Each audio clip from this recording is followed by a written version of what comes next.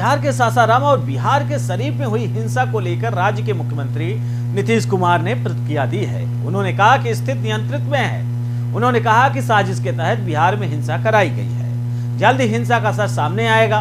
CM ने कहा कि 2 लोग बिहार में इधर उधर कर रहे हैं। वहीं सीएम ने राजधानी पटना में पत्रकारों से वार्ता के दौरान कहा कि प्रदेश में हर तरफ शांति है।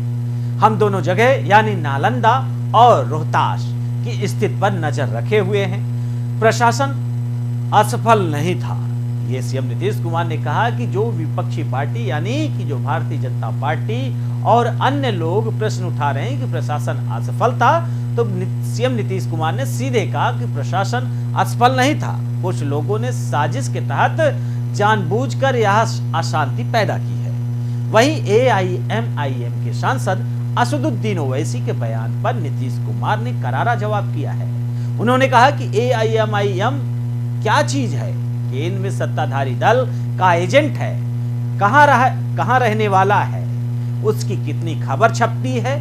हमसे तुम मिलना चाहते थे लेकिन हमने मना कर दिया। वहीं भारतीय जनता पार्टी के नेता और राज्यसभा सांसद सुशील मोदी के बयानों पर सीएम नीतीश ने भी पलटवार किया। उन्होंने कहा सुशील मोदी को तो बोलना ही है, नहीं बोलेंगे तो उन्हें निकाल दिया जाएगा।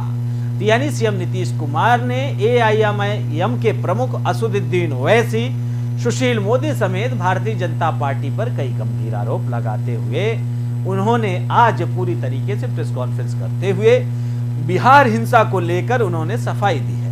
उन्होंने कहा बिहार हिंसा के पीछे कुछ लोग मिले हुए हैं।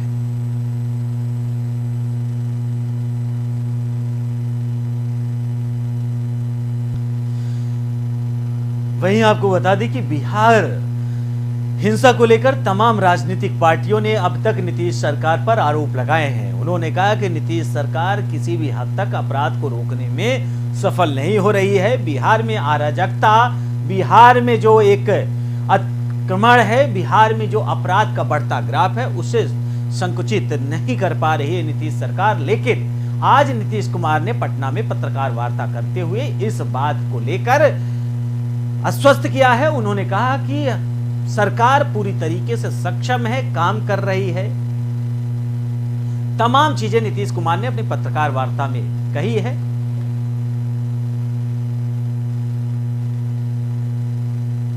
वहीं इस खबर पर हमारे ब्यूरो चीफ बिहार से कृष्णा कुमार जुड़ रहे हैं। बिहार से कृष्णा जी, आपका स्वागत है। लेकिन साथ में प्रश्न वही कि सीएम नीतीश कुमार ने लगातार आज पत्रकार वार्ता करते हुए भारतीय जनता पार्टी समेत तमाम जो उनके विपक्ष में पार्टियां हैं उन पर आरोप लगाए, चाहे एआईएमआईएम के प्रमुख हो असदुद्दीन ओवैसी। उन्होंने कहा कि ये तो बीजेपी के मिले हुए लोग हैं, ये उन्हीं के चमचे हैं, सीधे तौर पे आरोप लगाया। क्या कुछ कहेंगे, क्या कुछ जानकारी, क्या कुछ अपडेट?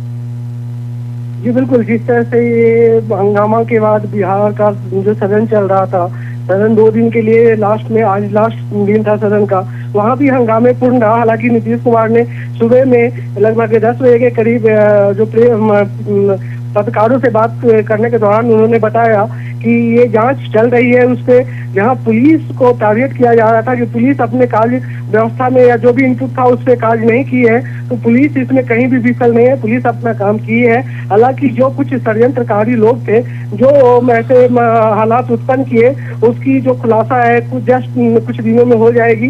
इसमें कौन कौन व्यक्ति संलिप्त थे, उसको क्या मतलब ये पॉलिटिकल वेव देने की कोशिश थी, या उसमें जो भी व्यक्ति संलिप्त थे खासकर हंगामा कराने में या रामनवमी के दिन ऐसे एक उपद्रवी माहौल बनाने में, तो उस पर हम कार्य कर रहे हैं और 2 से 3 दिनों में उसकी जो इनपुट होगी वो आपको सभी को बताई जाएगी कि उसमें कौन कौन लोग इन्वॉल्व थे। बिल्कुल कृष्णा, लेकिन सवाल वही है कि सीएम नीतीश का ये जो आरोप रहा कि इस दंगे के पीछे कुछ लोगों का हाथ है, उन्होंने भारतीय जनता पार्टी के कार्यकर्ताओं और स्थानीय नेताओं पर भी निशाना बनाया है। क्या आपको लगता है कि बिहार में जो हिंसा हुई उसमें सरकार सही तरीके से कार्रवाई कर रही है और विपक्ष उस पर सिर्फ और सिर्फ रोटियां सेक रहा है?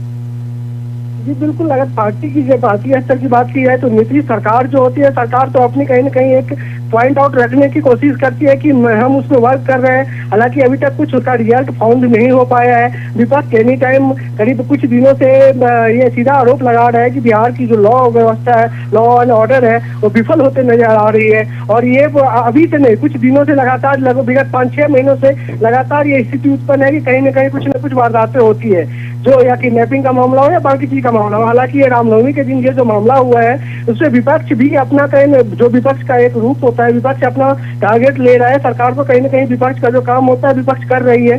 सरकार उसमें कहाँ तक सक्षम हो पाती है या रिजल्ट कहाँ तक मिल पाता है कि उसमें उपद्रवी तत्व कौन कौन थे, या बीजेपी के लोग थे या कोई और व्यक्ति थे, या ये साजिश था, या इसमें प्रशासन विफल थी, इसकी आउटपुट तो चूंकि जब जैसे नीतीश कुमार जी कहे हैं कि ये कुछ दिनों में हम उसका खुलासा करेंगे, उस पर वर्क चल रही है। डोर टू डोर जो इंक्वायरी थी वो स्टेप बाय स्टेप हो रही है। वो तो देखने के बाद पता चलेगा कि क्या सही में नीतीश जी जो या बिहार सरकार जो है उस पर जो खुलासा करेंगी या खुलासा में क्या तथ्य नजर आएगा। हालांकि विपक्ष भी अपनी रोटी सेक रही है और जो प्रशासन अभी है, शासन कहीं ना कहीं प्रशासन अपना दरकिनार हो रहा है, और जो सरकार है वो अपनी एक पाली खेलने के रूप में नजर होती हुई आ रही है।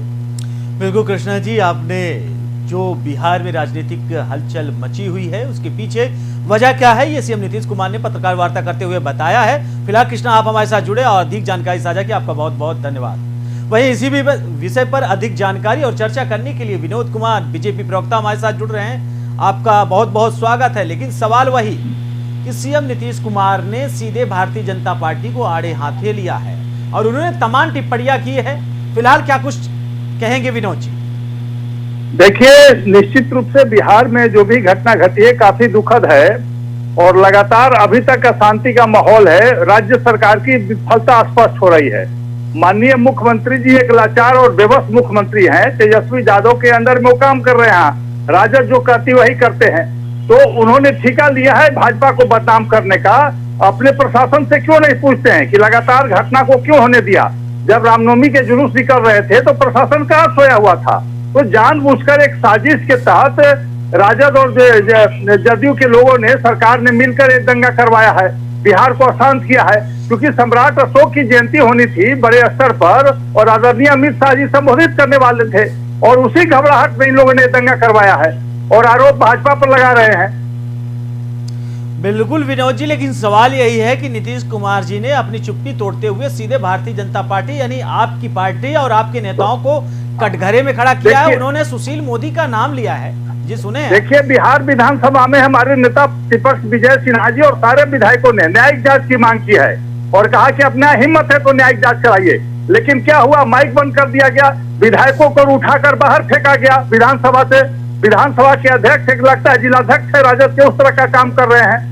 तो निश्चित रूप से बिहार की जनता देख रही है कि कौन दंगा करवा रहा है। मुख्यमंत्री जी और राजद के दबाव में अशांति कर रहे हैं बिहार में और पूरा बिहार की छवि फिर से वही जंगलराज वाली बन गई है। बिल्कुल विनोद जी, लेकिन सवाल विनोद जी ये है कि सीएम नीतीश कुमार ने कहा ये जो दंगा हुआ, क्या आपको लगता है, अगर आपको लगता है कि सरकार असफल हुई है, लॉ एंड ऑर्डर खराब रहा है, जो पुलिस को जो कार्य करना चाहिए था दंगा के समय, उस समय पुलिस ने, क्या आपको लगता है कि ये राजनीतिक मतभेद था या धार्मिक मतभेद था?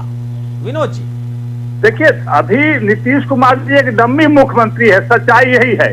वो खुद नहीं बोल रहे हैं, उनसे जबरन बुलवाया जा रहा है और सच्चाई से भाग रहे हैं। वो प्रशासन की विफलता क्यों नहीं बताते हैं और अभी जो न्यायिक जांच की मांग है उस पर क्यों नहीं तैयार होते हैं? तो कहीं न कहीं छुपाना चाहते हैं अपनी कमियों को, प्रशासन की कमियों को, और राजद के दबाव में काम कर रहे हैं। तो हम पर क्या आरोप लगाएंगे? बिहार की जनता सारी बातों को देख रही कि सच्चाई क्या है। लगातार 2 जिलों में उनका गृह क्षेत्र है, इस तरह की घटना हुई, कई एक लोग मारे गए, पूरा दुकान लूटा गया, गोलियां चली, बम चली। क्यों सोए हुए थे उनके प्रशासन के लोग? तो कहीं न कहीं तेजस्वी यादव का उपद्रव राज शुरू हो गया है। राजद का लूट राज और आतंक राज है बिहार में, जंगल राज शुरू हो चुका है और मुख्यमंत्री अंतिम दिन गिन रहे हैं, कब उनको हटाए जाएंगे इसकी चिंता उनको है। बिल्कुल विनोद जी, बहुत बहुत धन्यवाद, आप हमारे साथ जुड़े, अधिक जानकारी साझा की और चर्चा। वही आपको बता दें कि नीतीश ने आज प्रेस कॉन्फ्रेंस करते हुए भारतीय जनता पार्टी पर तमाम आरोप लगाए और जिसके बाद भारतीय जनता पार्टी के प्रवक्ताओं की आवाज हमने आपकी सुनाई, जिन्होंने उस आरोप को कटाक्ष किया है।